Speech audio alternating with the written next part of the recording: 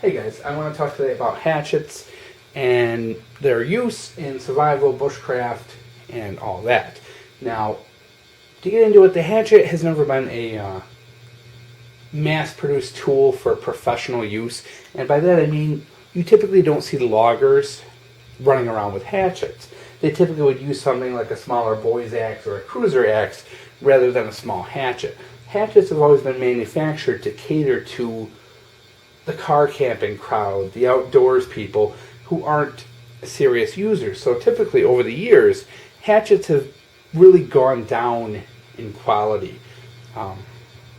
Actually quite a bit. It's very difficult to find a good quality hatchet nowadays. And there's very few manufacturers out there who are making good quality gear that people can afford. Now, hatchets come anywhere from less than a pound up to about 2 pounds when it comes to the head. When you get much heavier than that, you're getting into the smaller boys and house axes. Handle length can be anywhere from 12 inches probably up to about 20 inches, and typically you're going to see most of them have about the same very basic pattern to the head as well. Here's some things to look for when it comes to picking out a hatchet, and I have a couple of examples here.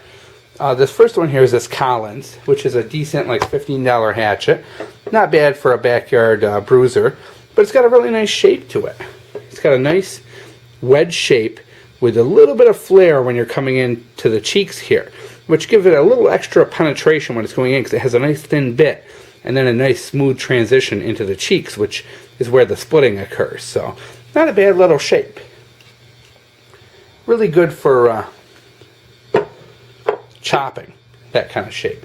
Now on the other hand, you have like this cheap Harbor Freight one that's like 12 bucks. This is pretty much a straight wedge. It doesn't have that flaring around the cheeks, which with a hatchet this size, does that really make a tremendous difference in performance? Not really, because your better quality hatchets are going to give you better performance because of the steel and because of other reasons other than that shape. When you're in this price range, the shape doesn't make a tremendous difference, unfortunately. But it is something good to know when you're looking at high-end hatchets. It's to know whether you want something with that classic wedge shape or something with more of a flare, like this Collins here. Now, what to avoid? This is a like $25 Home Depot piece of garbage I bought probably about a decade ago. This thing is utter garbage. At first glance, it has a really, really nice shape to it. As I mentioned, it's a really thin bit. It's really nice and flared out when it comes to the cheeks. But the problem is, the edge on it is terrible. When I got this, it had an edge beveled into it, like kind of like what you would see on a pocket knife. That straight 20-degree beveled edge. And it was terrible. And after grinding and grinding and grinding, I've got it down to it so it's a little bit of a better edge, but there's a bit of a problem, guys. The steel on this is garbage. It's so soft. Every time I put an edge on it, I walk out in the woods, I hit a tree with it, the edge is gone. It's completely rounded over. So the heat treatment on this is just done. It's gone. In reality, they probably just heat treated the very, very, very edge, and when I reground it, I probably took off all the hardened steel. So no matter what kind of an edge I put on this thing now, it comes off in no time. So now I keep a very dull utility edge on it, and this is what I use to dig around in the rocks for roots and things like that. Because if I hit the edge, it's not going to chip because the steel's so soft. Which gets into cheap hatchets versus good hatchets. What's the difference between a cheap hatchet and a good hatchet? Quality control.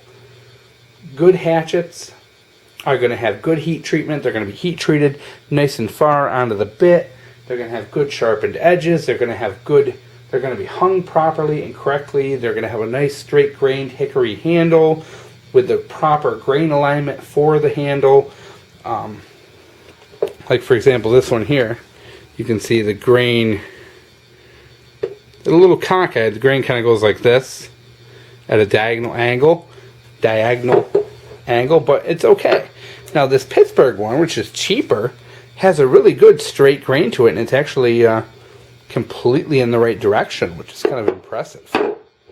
So you want to make sure your handle, straight grained, proper alignment. You know, it should go, the grain should go in the same direction as the axe, not the opposite. Now, size matters when it comes to hatchets. Generally, the bigger the better. You know, you can buy the nicest, most expensive 12-inch 1 1/4 pound hatchet on the face of the earth. This 2-pound S-twing is going to outperform it because it's bigger, it's heavier, it's longer, you have more leverage. So size does matter. When it comes down to it, you can also look at, what do I want? Do I want a teeny tiny hatchet? Well, if you want good quality, you're going to have to pay for it. But if you want to substitute and weight isn't an issue, you can go with a bigger hatchet that will give you more power and lesser quality because you have that more excuse me, weight and leverage behind it with the longer handle and all that. So pretty much just to summarize what you're looking for when you pick out a hatchet, look at the shape of the head, the bevel of the edge. You want to make sure it's hung properly, that the head's on tight, nice straight grain handle in the proper alignment, and hopefully from a reputable company that does good heat treatment. Now, pretty much when it comes to, you know, the world of survival and bushcraft, you're going to use your hatchet as a tool. You're going to use it for more than it's intended. Hatchets weren't meant to fell trees. They weren't meant to do these tasks that we put them through today, which is why a lot of these kind of cheap budget hatchets just fall apart on people because they're not making them for bushcraft use. They're making them for, you know, backyard fire pits. So when it comes down to it and how you spend your money, you want to look at how much you're going to use it, how you're going to use it, and is it something you're going to be able to carry and keep with you and be successful with. Now, like I said, if you're going to use it in the backyard for a fire pit just to make kindling, this $12 Pittsburgh might be perfect for you and last a lifetime. But if you're a heavy user and you're into bushcraft and you're out there camping week after week after week, this thing will probably fall apart on you and pretty much be no good in no time. You might need to move up to something like this S-twing, which is in the $40 price range, but has a lot more performance and a lot more weight and can take up the abuse. Now, but you may not like the S-twing. You may say, okay, I don't want something with an all-metal handle. That's too heavy. I want something better. You may need to look at something like a Gransfors or a Wetterlings.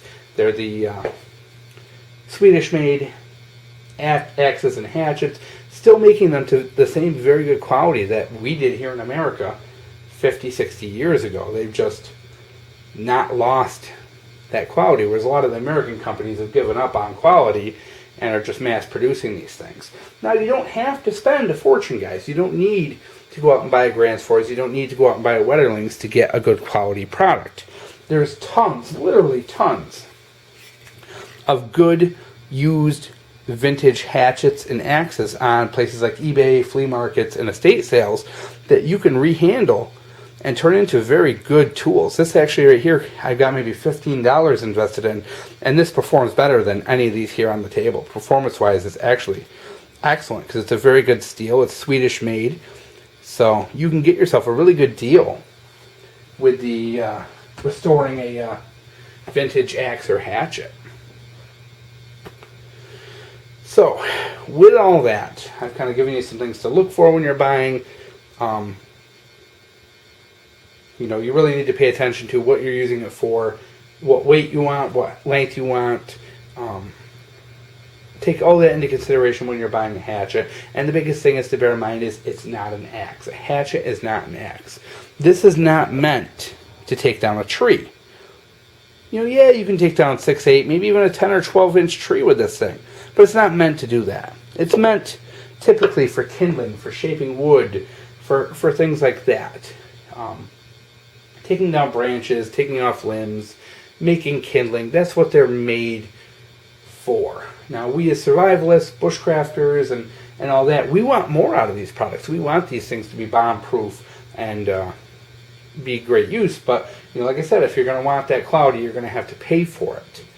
If you want something that will last you multiple lifetimes, you're going to have to pay for a Gransfors or a wetterlings, or maybe if you're looking for something American made, the Council tools are really good quality still. I got one coming actually, guys, so we're going to see a review on that out in the next couple of weeks. But just wanted to show you some of the good, the bad, and the ugly with these hatchets.